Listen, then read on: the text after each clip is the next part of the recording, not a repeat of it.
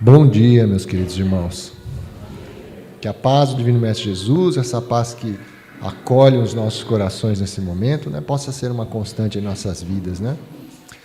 É sempre muito prazeroso estar na nossa casa de oração e trabalho para refletirmos sobre as preciosas lições do Evangelho, aclaradas pela doutrina espírita, né? E hoje, em particular, né, como já dito, é uma data mais do que importante, né? Essa semana será comemorado um quarto de século, né? Nossa Senhora, um quarto de século, nem parece que foi ontem, né? Quem passava aqui em frente há 25 anos via só um terreno vazio do lado e aqui um terreno com poucos tijolos, né? E aí, como bem disse aqui na mensagem a nossa irmãzinha, né? Tijolo a tijolo, trabalhador a trabalhador, olha só, aqui se chegou, né? Dona Isala, Sua Nésia e outros que estão aqui desde o começo. Muitos passaram, tiveram uma contribuição muito, muito boa aqui e foram embora, e a gente fica pensando, poxa, por que foram? Porque eles cumpriram a missão deles, né? Eles chegaram aqui no momento certo para aquela atividade, colaboraram, botaram o tijolinho aqui e, com certeza, mais quartos e quartos de século a nos acolher, a nos presentear, né, com as lições do Evangelho, aclaradas pela luz da doutrina espírita. E por falar em Evangelho, né? Então vamos ao que nos interessa. Quando nós estamos estudando o Evangelho, em particular o Evangelho de Mateus, lá no capítulo 5, a gente se depara com o famoso Sermão do Monte, né? Em que está inserida as bem-aventuranças que Jesus coloca como um grande, vamos dizer assim, ânimo para a gente seguir em frente. Chama a atenção 3 bem-aventuranças que estão lá no versículo 4, 6 e 10. Né? É até fácil de guardar, né? 4 mais 6 dá o 10 lá. Né? Versículo 4, bem-aventurados os que choram, porque serão consolados. Lá no versículo 6, bem-aventurados aqueles que têm fome e sede de justiça, pois serão fartos. E no versículo 10, bem-aventurados aqueles que sofrem perseguição por causa da justiça, porque deles é o reino dos céus.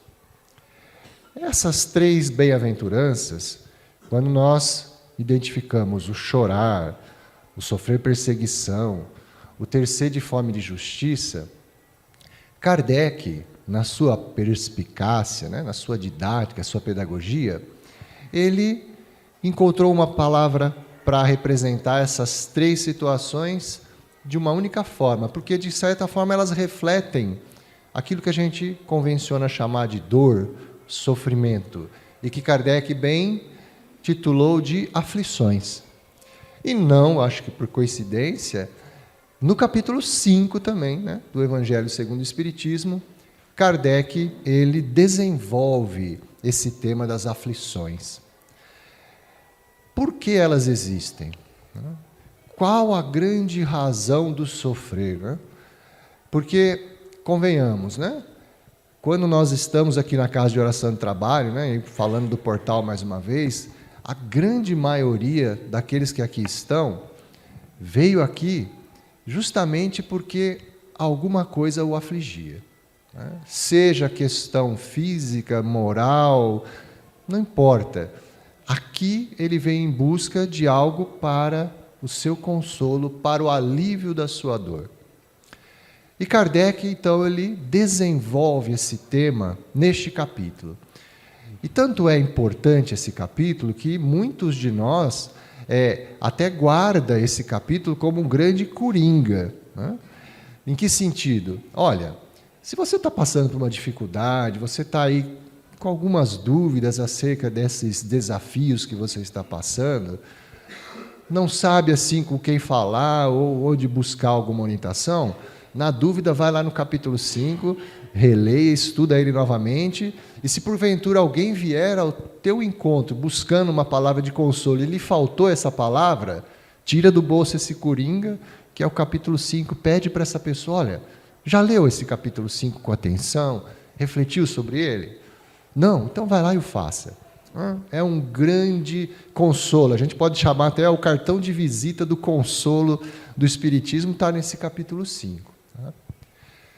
E Kardec, então, ele começa a desenvolver esse tema das aflições, Primeiro, partindo de uma premissa maior, que sem ela a gente fica um tanto quanto revoltado por conta das dores e dos sofrimentos.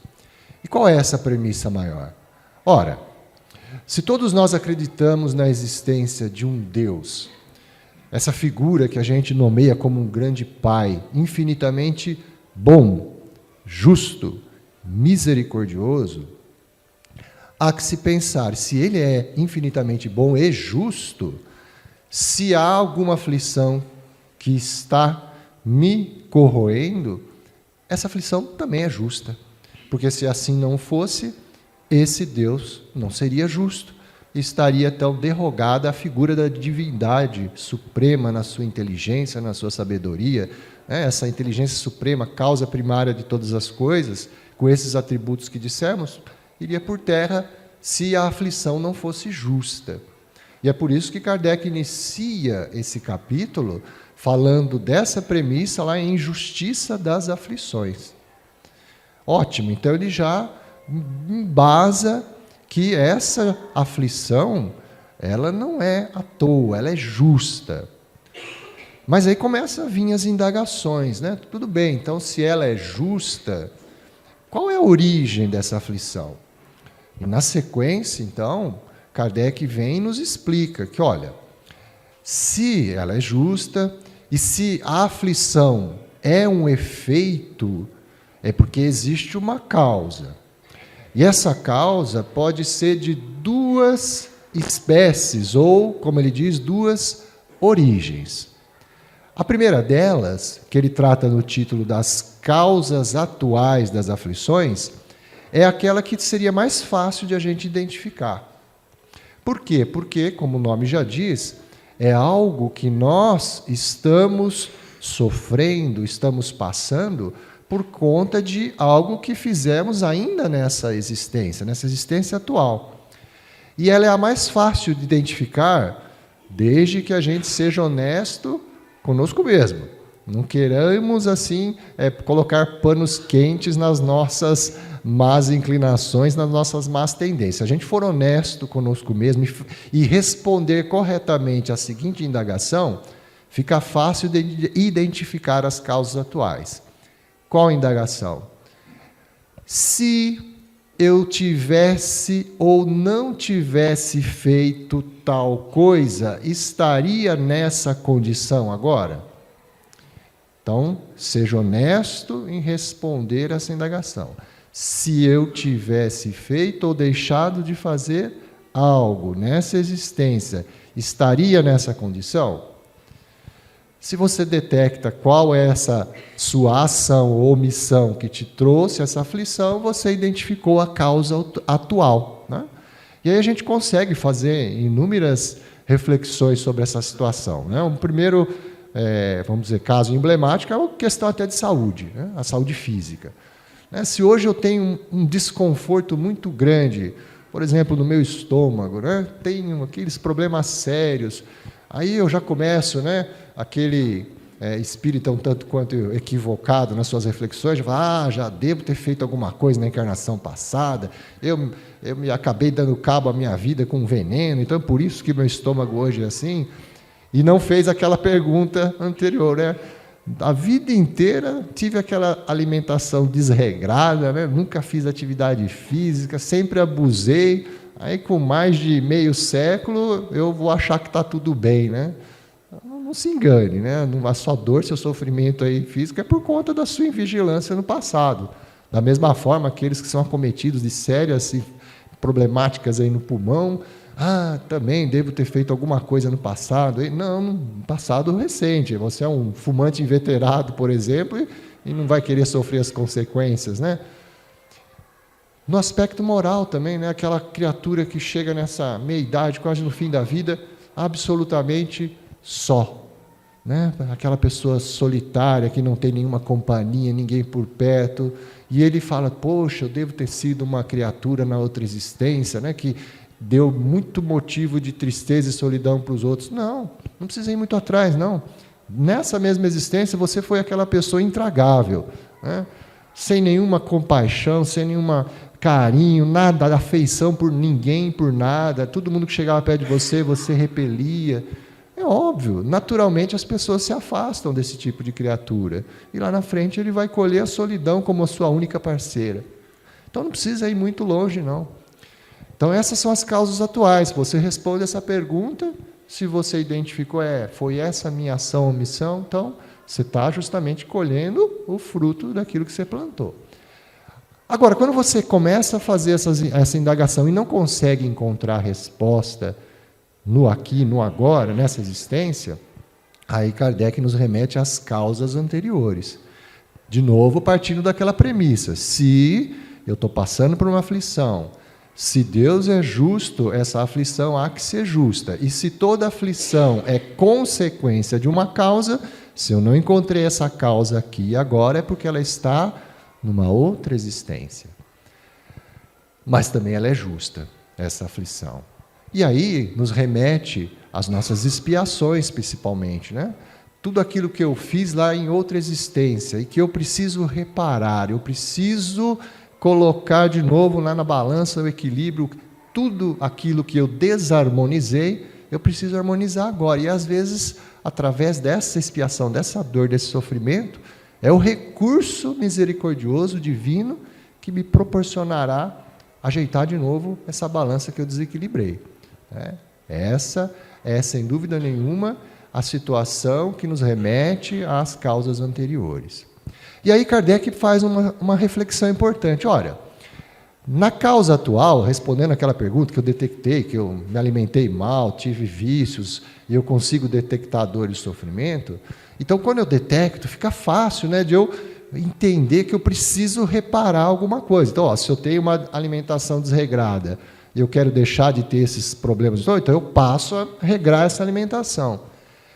Não seria fácil também, mais fácil, eu reparar os meus vícios, principalmente morais, se eu me recordasse da falta do passado, da existência passada, para poder também me alinhar aqui novamente? Não era interessante que eu lembrasse desse problema do passado?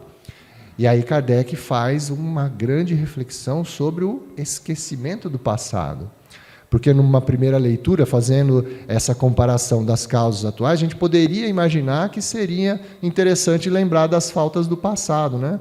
Aprender com o erro, fica mais fácil. Mas aí Kardec remete, olha, existem problemas aí que você está passando, que na verdade a causa anterior, lá na existência passada, foi uma causa assim, extremamente grave. Por exemplo, você foi o algoz daquela pessoa que hoje é o teu companheiro de família. Né? Então, ou você foi a vítima. Imaginemos ter que conviver nessa existência ao lado daquela pessoa que você sabe que é a grande responsável pela sua queda, está lá do teu lado. Será que seria fácil você conviver com ela sabendo dessa condição? Será que seria mais fácil reparar as arestas aí que ficaram para ser reparadas, sabendo dessa condição? Ou não? Saiba exclusivamente do Evangelho. Aplica o Evangelho, segue em frente, e o que foi lá atrás, lá na frente a gente vai ver se conseguiu resolver. Mas não tenhamos dúvida, né? Há situações do passado, de existências passadas, que é melhor a gente não saber mesmo, né? Aplica o Evangelho hoje, deixa que ele resolve tudo para a gente. Porque, olha, se nós sabemos que hoje nós somos a melhor versão de nós, Ave Maria, imagina lá atrás, né? Então é bom não saber mesmo, né? Vamos daqui para frente, né? Que é melhor, que é muito melhor. Mas aí, continuando nesse capítulo, como dissemos, é o capítulo mais denso e mais amplo lá do Evangelho segundo o Espiritismo. Chegamos num ponto que é, sem dúvida nenhuma, o ponto da maior reflexão da manhã de hoje. Porque ele explicou, então, que toda aflição é justa, que existem as causas atuais, que existem as causas anteriores, que o esquecimento do passado é extremamente útil, mas a grande, vamos dizer assim, reflexão é o que Kardec trabalha através de uma grande mensagem lá da reflexão do Espírito Lacordaire, que já está na parte das instruções dos Espíritos desse capítulo, que é o bem e mal sofrer. Por quê? Porque nós podemos entender que elas são justas, as aflições. Podemos entender que elas têm a causa, seja atual ou anterior. Mas mesmo assim, mesmo nos conhecendo como espíritos imortais, né, que a gente entende, quando Jesus fala, bem-aventurados, né, esses todos os aflitos, que a proposta de Jesus não é, às vezes, para o aqui e agora. Jesus sempre fala para o espírito imortal. A mensagem de Jesus é atemporal. Ela não se aplica exclusivamente para aquilo que estamos vivenciando agora. Ela nos projeta para além. Então, é fácil a gente entender, às vezes, olha, que às vezes essa dor, esse sofrimento, ela está preparando a gente para algo lá na frente, que pode não ser nessa encarnação, pode ser em outra. Isso a gente até compreende, mas às vezes fica martelando na cabeça, né, o porquê de tanta diferença de aflições, né? Aí a reflexão do bem e do mal sofrer é compreender o verdadeiro propósito dessa aflição. Aqui ela veio, aqui ela se presta. Qual a utilidade dessa dor? Porque, convenhamos, ninguém gosta de sofrer. Ninguém gosta de estar com dor, seja ela física ou moral. Até, às vezes, é comum a gente encontrar em diálogos aí com alguns irmãos que não são frequentadores da doutrina espírita, né? Tem outra religião, e quando você se apresenta como espírita e começa os diálogos lá, às vezes a gente ouve assim, eu não gosto muito desse tal de espiritismo, não, porque lá parece que vocês gostam de sofrer, né? Tudo para vocês, a dor, não, tem que sofrer, tem que seguir mesmo, vai lá. Eu falo, você me desculpa, mas então eu não sou espírita desse que está falando, não, eu não gosto de sofrer, não. Deus me livre, não gosto não, né? Mas uma coisa que eu gosto é de compreender o porquê eu estou sofrendo. Isso sim, isso a gente gosta bastante. Por isso que a gente tenta estudar o máximo possível lá para tirar proveito desse sofrimento, aprender com ele, isso sim. Né? Então, o propósito da dor. O que tem por trás dessa dor? E aí tem uma historinha que um grande palestrante aí, ele conta numa palestra que ele fez uma vez sobre esse tema dos bem-aventurados aflitos, ele faz uma analogia, né? Esse propósito da dor com uma situação que ele enfrentou com o filho dele de apenas 7 anos. Diz ele, né, que o filho dele não tem medo de agulha, né, a injeção, não tem medo de agulha, ele tem pavor, simplesmente pavor. Ele vê a agulha lá a quilômetros de distância, já começa a bater o desespero aqui. E, em certa situação, esse filho foi acometido de uma infecção grave e que não tinha outro jeito a não ser a administração de um medicamento via intravenosa. Precisava tomar aquelas injeções cavalares, que a gente fala, né? Aquelas agulhas que fala desse tamanho, né? E o pai já ficou assim, preocupado. Vai dar trabalho, né? Mas botou o menino no carro e foi lá no hospital onde seria feita essa aplicação. O menino já desconfiado, porque conhecia aquele trajeto, né? A alguns quilômetros do hospital já começava a se ouvir a voz do menino lá no hospital, né? Para ter uma ideia. E quando ele chegou na recepção lá, os 10 andares do hospital, sabia que ele estava lá, o menino, né? Só dele imaginar que ele ia ter que tomar aquela agulhada. E quando chegou a hora de aplicar, a enfermeira veio com a injeção lá, o menino na cadeira lá, aos prantos, berrando, e a mãe chega para o pai e fala, olha, você vai ter que segurar ele, não vai ter jeito, né? Precisa aplicar, né? E aí, óbvio, né? Criança inteligente como é, chantagista como é, né? Chorando, tremendo, aquelas lágrimas no rosto, assim, olha para o pai assim e diz, pai, me protege, né? Aí o palestrante vai, poxa vida, aí a perna deu aquela tremida lá, respira fundo e vira para a enfermeira, me dá 5 minutinhos, eu preciso conversar com ele. A enfermeira, tudo bem, né? Aí ele senta na cadeira, fica no mesmo nível do filho. É isso que eu estou fazendo, filho, eu estou te protegendo. Pai, eu tenho medo. Filho, essa agulhada que eu sei que dói muito para você, e dói para mim também, é o único jeito que nós temos à disposição para a sua saúde ficar bem, filho. Porque se você não tomar essa injeção, você corre o risco de piorar e até vir a morrer, meu filho. E o pai não quer isso para você. O pai não quer carregar essa culpa, porque eu entendo que essa dor que você vai ter que passar agora e enfrentar é o melhor para você. Eu sei disso, filho. Então, nem que eu tiver que te segurar muito forte, se você tiver que tomar 10 injeções, eu vou fazer, filho. E é assim que eu estou te protegendo e demonstrando o quanto eu te amo. O menino segura um pouco o soluço lá, só assente com a cabeça, vem, aplica a injeção, chora, dói tudo, mas aplicada a injeção. E isso é a dor, que a aflição, aquela dor, por mais que aquela criança, na sua ignorância, não compreende o motivo, a razão daquela dor, o pai que o ama infinitamente sabe porque ele tem que passar, porque aquilo é o melhor para ele. E às vezes a nossa encarnação é isso. É essa agulhada, essa injeção que a gente está tomando, aquela benzetacil que arde, né? E às vezes a gente, com aquele olhar limitado do aqui e agora, só enxerga essa dor, esse sofrimento.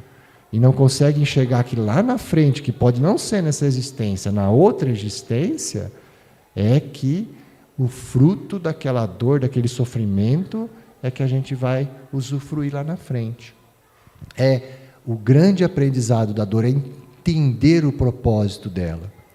E às vezes os nossos vícios que estão tão ainda arraigados em nós, não nos permite enxergar esse propósito.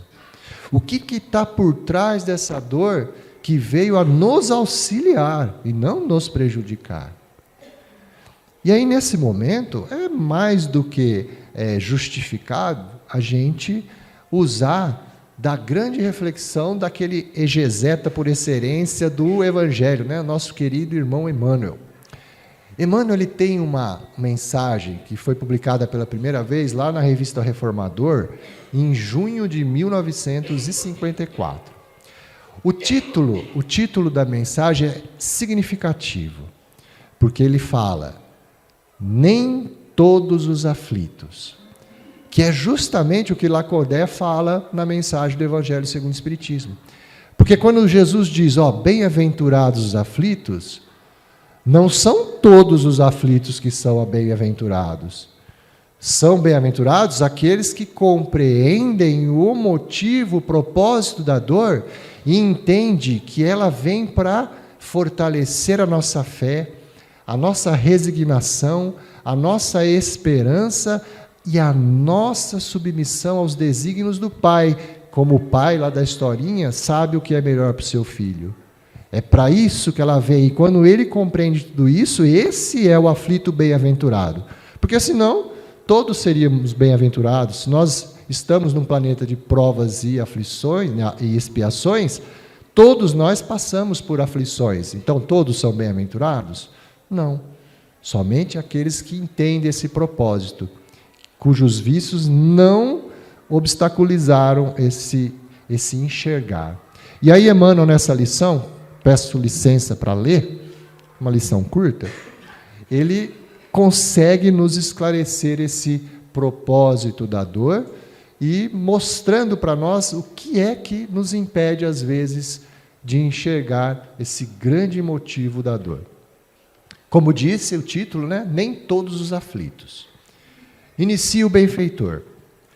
A aflição é um desafio que poucos suportam, uma lição que raros aprendem e um tesouro que não se recebe facilmente. Né?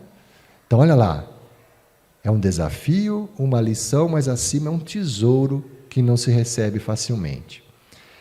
Depois de regulares períodos de paz e ordem, A alma é visitada pela aflição que, em nome da sabedoria divina, lhe afere os valores e conquistas. Essa frase aqui é de tamanha importância, porque às vezes, né, a gente está lá naquela calmaria, parece que está tudo bem na nossa vida, né, tá tudo certinho, e eis que acontece algum revés que parece que derruba tudo, né? E a gente não percebe essa proposta aqui. Esse momento de calmaria, de tranquilidade, é justamente aquele momento que a gente está em harmonia, está mais sensível, apto a absorver os ensinos do Evangelho, apto a aprender, a conhecer. Lembra aquela proposta lá de Alcione? O Evangelho tem que ser conhecido, tem que ser meditado, sentido e vivido. Então, essas 3 primeiras partes, o conhecer, né, o Evangelho, o meditar e o sentir, nesses momentos de calmaria é muito mais fácil a gente se aperceber disso.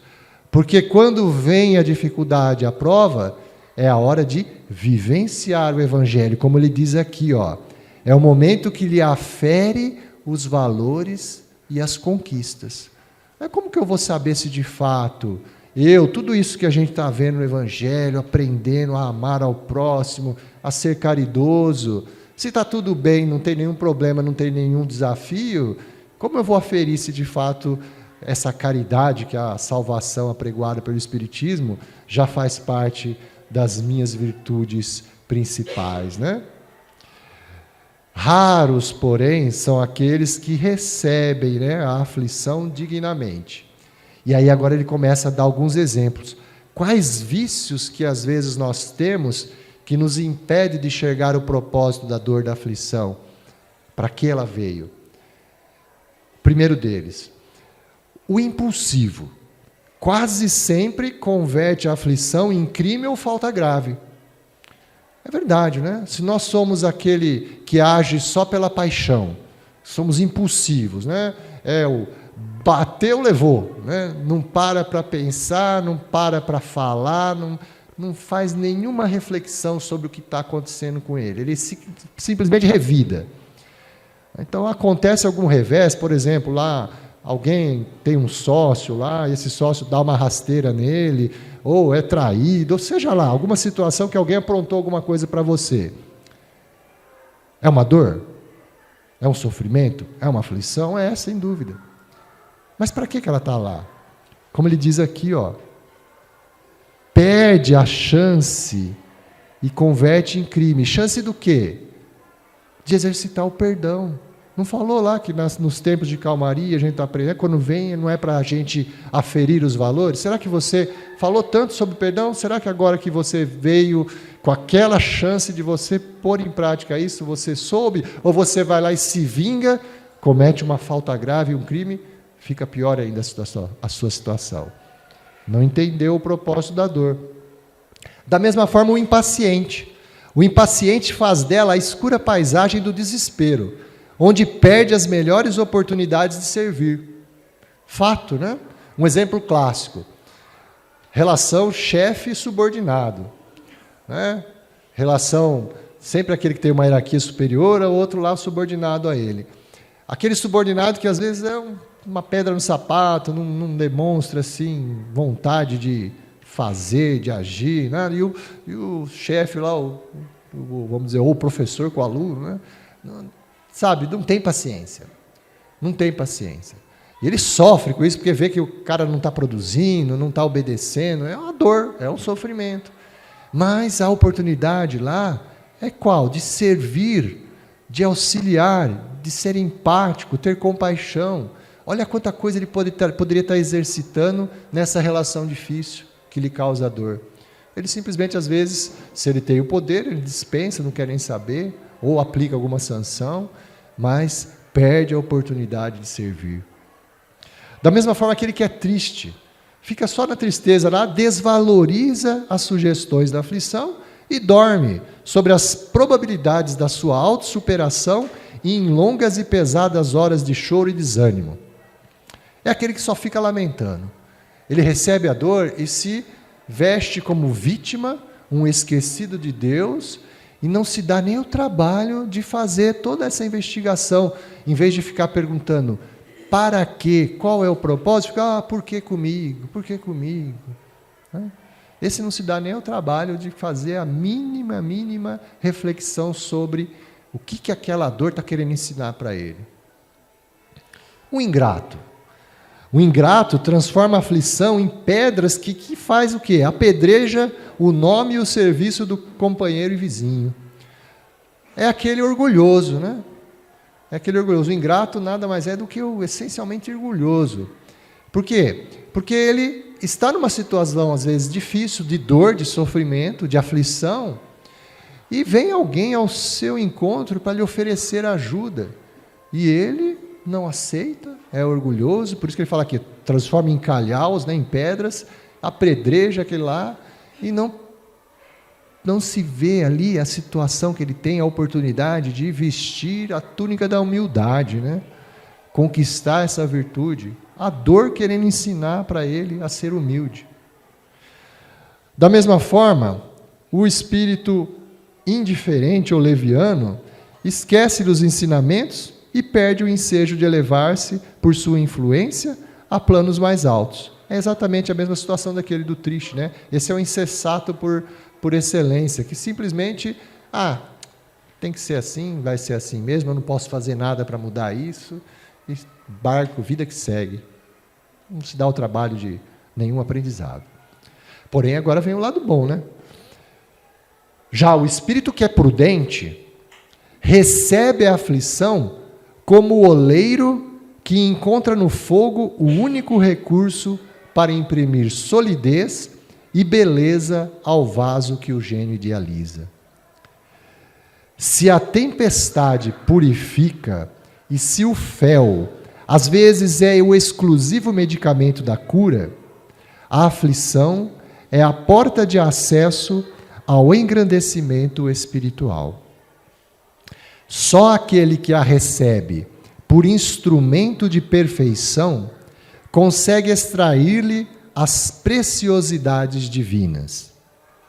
É por isso que nem todos os aflitos podem ser bem-aventurados, de vez que, somente aproveitando a dor para a materialização consistente de nossas ideias e de nossos sonhos, é que podemos atingir a divina alegria da esperança vitoriosa, na criação sublime de aprimoramento eterno, e que todos nós somos chamados pela vida comum nas lutas de cada dia. Né? Então, Emmanuel aqui, mais uma vez, é super feliz em nos motivar a procurar, investigar a causa da dor, o propósito dessa dor e o que ela sugere para nós de melhoria. E aí, para encerrar essa nossa reflexão sobre esse propósito, como nada é por acaso, né? Estava eu outro dia assistindo umas exposições que eu gosto de assistir, tem um canal lá do YouTube que é só sobre temática de ideias que valem a pena ser compartilhadas. São exposições curtas, de no máximo 20 minutinhos, onde sempre algum especialista sobre matérias de tecnologia, neurociência, saúde, seja lá do que for, ele coloca a sua pesquisa, o seu tema lá, e são ideias assim muito bacanas, né? Eu lá vendo o canal outro dia, comecei a ler lá as exposições, os temas, né? E aí, bati o olho num título lá que me chamou a atenção, né? Porque, via de regra, questões assim religiosas, né? Coisas não se debate muito nesse canal. Mas o título me chamou a atenção. Dizia ele, olha, você só vive uma única vida. Aí, reticências, até viver a próxima. Né? Falei, opa, me chamou a atenção, né? Ver aquele título lá no meio daquilo, falei, o que será que é isso aqui, né? Aí eu fui assistir. Que coisa linda que eu assisti, que vem ao encontro do que a gente está falando aqui hoje. Quem fez essa exposição é um renomado advogado estadunidense chamado John Tarantino. Não tem parentesco lá com o cineasta, não, tá? John Tarantino. Esse senhor, ele é um ilustre, como eu disse, advogado lá nos Estados Unidos, super famoso, mas ele é mais reconhecido pela sua obra social. Ele defende muito os interesses da coletividade nas suas ações. Ele tem, óbvio, a sua clientela que lhe sustenta, mas ele, principalmente hoje, ele se dedica às causas sociais. E também ele faz essas exposições sobre as causas, sobre os seus ideais, né? E essa exposição dele me chamou a atenção por esse título. E ele começa essa exposição contando a história de 4 personagens. São 3 histórias, mais 4 personagens. A primeira história é sobre Oscar. Oscar é uma pessoa que, desde a sua infância, um menino lá com 4 anos de idade, ele é inglês, né? Com 4 anos de idade, ele foi diagnosticado com câncer no fígado. E esse câncer agressivo, a pele dele, por conta lá da produção da bile, lá ficou totalmente aquela amarelada, os olhos amarelados, a pele muito sensível. Ele, na exposição, fala que a pele dele parecia até papel, de tão fininha assim. Era um menino, lá com 4 anos de idade, ele praticamente vivenciou a sua infância inteira num hospital, tratando dessa agonia, dessa dor, desse sofrimento, né? Mas era um menino inteligente, ele acreditava também muito em Deus, na oração, porque recebia isso da sua família, principalmente a sua mãe, né? Mas a situação dele estava tão grave, né, que nem esse acolhimento, essa certeza que ele tinha, diminuía a dor, o sofrimento dele, né?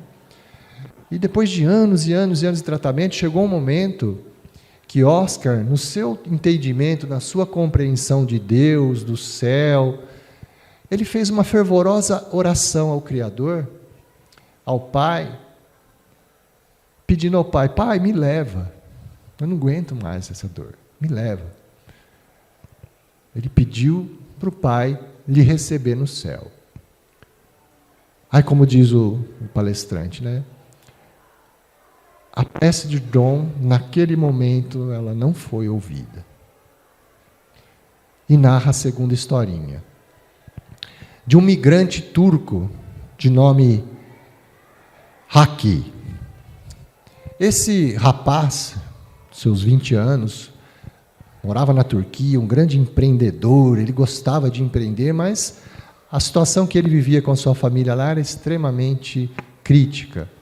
E ele resolveu, com 20 e poucos anos, 21 no máximo, pegar os recursos que tinha, embora lá, foi primeiramente para o Canadá, porque já estava um irmão lá, tentar uma vida melhor. Mas chegou no Canadá, não deu muito certo, ele resolveu ir para os Estados Unidos, em particular em Nova York. Com apenas 21 anos e $240 no bolso, sem saber falar uma palavra em inglês. Ele foi. Foi porque ele tinha esse ideal, esse propósito de querer algo melhor, principalmente para ajudar a sua família. Mas imagina a dificuldade, né? $240, não sabia falar nada de inglês, portas fechadas, mesmo ele tentando trabalho, acabou o dinheiro, e ele acabou virando um morador de rua, vivendo, né, do que a rua lhe oferecia.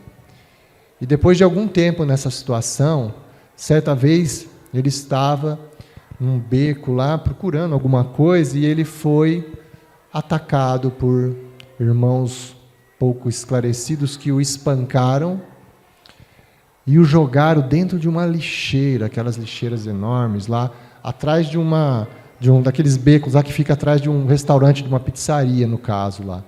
Jogaram ele dentro da lixeira e deixaram ele lá para morrer. Todo quebrado, todo dolorido, sem conseguir se mexer dentro da lixeira, a única coisa que ele ainda tinha eram os sentidos. Ele conseguia ouvir, falar baixinho, enxergar, e a única coisa que ele ouviu foi o caminhão do lixo chegando, onde ia só juntar aquela lixeira, colocar atrás e fazer a compressão. Haki sabia que ali eram os últimos instantes da vida dele. E naquele momento, Ele também, que era religioso, entendia que existia um Deus justo, bom, ele só fez uma oração, só teve força para fazer uma oração, e nessa oração, ele também pediu a Deus perdão, porque ele não tinha conseguido cumprir a promessa que fez à família de acolher e ajudar a família, por isso ele estava pedindo perdão. E se por misericórdia do Pai, ele também poderia ser recebido naquilo que ele entendia como paraíso. Mas, naquele momento, dessa forma como ele pediu, Deus também não ouviu as suas preces. Por fim, John narra a história de um casal lindo, que viveu aquela vida por mais de 40 anos juntos, comprometidos, se amando, mas que, por circunstâncias da vida, a Patrice, ou Pat, como chamava, foi acometida também de um severo câncer em estágio 4 no pâncreas e também já estava de partida. E no momento que ela estava internada no hospital, um dos últimos diálogos com seu marido, que chamava John, disse a ele: John, eu rezo a Deus todos os dias, eu peço a Ele que me dê uma segunda chance, uma outra oportunidade de poder estar com você novamente. É só isso que eu peço. Mas Ele não está me ouvindo, não está me respondendo. Se eu pedisse isso, Ele me respondesse, você aceitaria estar comigo novamente numa outra oportunidade, mesmo sabendo que a gente fosse passar pela mesma situação? Deus não respondeu isso para ela, tampouco John. E nesse momento da exposição, o palestrante lá, ele começa a fazer as reflexões da importância para a vida nossa, né? Aí, por isso que aí entendi o motivo das várias vidas que ele fala. Ele se refere não só a reencarnações, mas em nossa vida atual, quantas vidas a gente vive? Então ele reflete sobre a infância, a juventude. Se a gente parar aqui agora e lembrar como era a nossa vida lá na infância, na juventude, é totalmente diferente da nossa vida agora. A importância de cultivarmos os bons relacionamentos, criarmos uma rede de apoio mútuo, de solidariedade, né, de amor. E ele até cita, como eu disse outra vez em outra exposição aqui, aquele trabalho maravilhoso da Universidade de Harvard, que faz uma pesquisa sobre a felicidade, que vai bater agora 90 anos quase, né? Que chega à conclusão, a felicidade consiste em ter bons relacionamentos, fazer o bem, servir um ao outro. Ninguém é feliz sozinho. A felicidade só é possível quando compartilhada. Então ele faz uma série, né, de reflexões sobre essa questão de estar juntos, servir, ter bons relacionamentos. E aí ele, quando se parece que ele deixa aquelas historinhas trágicas lá do começo, aparentemente trágicas, ele, depois de ressaltar essa importância, né, de todo mundo estar junto, né, se ajudar e a felicidade, ele resgata novamente as 3 histórias. Eu, óbvio, curioso, né, depois eu fui investigar se eu achava esses personagens, né.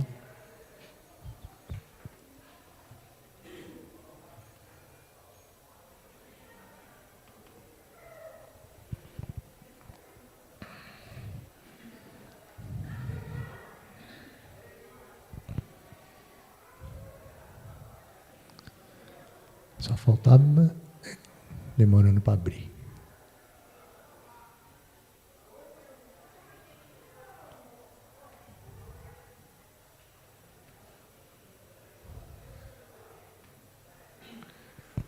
E eu achei. Esse é o Oscar Oglina. Aquele menino, 4 anos com câncer. Deus não ouviu a prece dele naquele momento da forma como ele pediu. Mas, por algum motivo, aquele menino, aquele jovem já com muita dor, tudo, ele não desistiu. Porque Deus não o levou, então ele tinha que continuar. E ele se submeteu a inúmeros tratamentos. severos, batalhou, e eis que ele conseguiu a sua cura. E ele, tão agradecido àquela comunidade, daquele hospital, que é um hospital especializado em tratamento de crianças com câncer, ele se dedicou ao estudo e se formou, se graduou em médico na Universidade de Bristol, especializou-se em pediatria e se dedica hoje, nesse mesmo hospital, a cuidar de crianças com câncer. E ele diz, eu agradeço a Deus por não ter ouvido aquela minha prece. Na verdade, ele ouviu, mas de outra forma. O que eu passei me serviu para entender o que essas crianças estão passando e que eu posso fazer a diferença na vida deles. E se dedica a cuidar daquelas crianças que muitas delas não têm o mínimo de recurso, a auxiliá-las a ter uma vida digna, pelo menos. Bem-aventurado Oscar que entendeu a sua aflição. Da mesma forma, o Haki não teve a sua prece ouvida naquele momento que ele estava lá na lixeira. Por quê? Porque quando o caminhão se aproximou e engatar na lixeira, o dono da pizzaria sai correndo com 2 sacos de lixo e grita para o motorista, espera um pouco, tem mais esses 2 sacos para eu jogar. Freia-se o caminhão, ele vai lá, abre a lixeira e só escuta uma voz fraquinha dizer, por favor, me ajude. Ele não só ajudou, né? Recolheu, tirou, deu assistência médica para ele, cuidou do Haki, e quando ele estava recuperado, deu um emprego para ele na pizzaria, né? Começou lá ajudante de pizzaria, tudo. E depois de um tempo, o Haki hoje é dono de mais de 10 pizzarias em Nova York. A sua família inteira da Turquia trabalha junto com ele.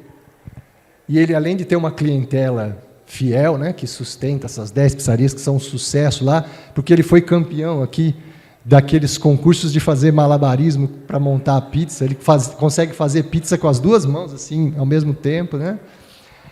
Mas o mais importante de tudo é que o Haki, no seu depoimento, salvo engano, tem até um documentário dele na Prime Video, ele fala o seguinte, olha, esse momento que eu tive que conviver com os moradores de rua, com a minha outra família, ele não chama de morador, ele chama minha outra família, eu percebi o quão nós éramos, eu, no caso, ele era invisível, né, para a sociedade. São irmãos como nós, ele fala. Então, eu passei a enxergá-los como irmãos, como uma grande família. E hoje, nessas 10 pizzarias, ele, além de ser grande empresário, ele é um enorme filantropo, que ele acolhe esses moradores de rua, fornecendo pizza para eles, fornecendo emprego para eles, e toda noite, ao fechar a sua pizzaria, ele faz questão de ir lá no fundo abrir a lixeira, sempre. Deus não ouviu a oração dele da forma como ele pediu, mas inspirou aquele irmão a fazer a diferença. E por fim, aquela história que envolveu esse casal, John e Patrice. E diga-se de passagem, o John da história é o palestrante que fez essa narrativa para a gente. 45 anos vivendo assim juntos. Essa aqui é uma foto deles ainda, né, no auge, né? Se amando muito, se respeitando muito, tendo uma fé assim inquebrantável. A Pat desencarnou por conta da doença, mas o John depois teve essa fundação de caridade, John e Pat Tarantino, que ajuda os necessitados, todo nesse trabalho que ele faz de assistência. Mas lembra que a Pat fazia aquela oração, né, pedindo a Deus para dar uma nova oportunidade? Ela não ouviu a resposta de Deus, mas ela ouviu do John, porque o John disse para ela, Se Deus me oportunizasse 1 milhão de vezes, eu escolheria estar contigo de novo. Porque eu sei que esse Deus vai reservar para nós, depois dessas 1 milhão de existências, sofrendo o que tem que sofrer, nós nos encontraremos em algum lugar, seja céu, paraíso, ou como a gente compreende, né? Espíritos numa condição de espíritos puros. Eu sei que nós estaremos juntos vivendo uma felicidade plena, se amando e amando aos outros. E ele faz a seguinte colocação, né? Eu espero que nesse momento, não só eu esteja junto contigo, mas que também possamos estar juntos, Oscar e Raque, compartilhando as nossas boas histórias.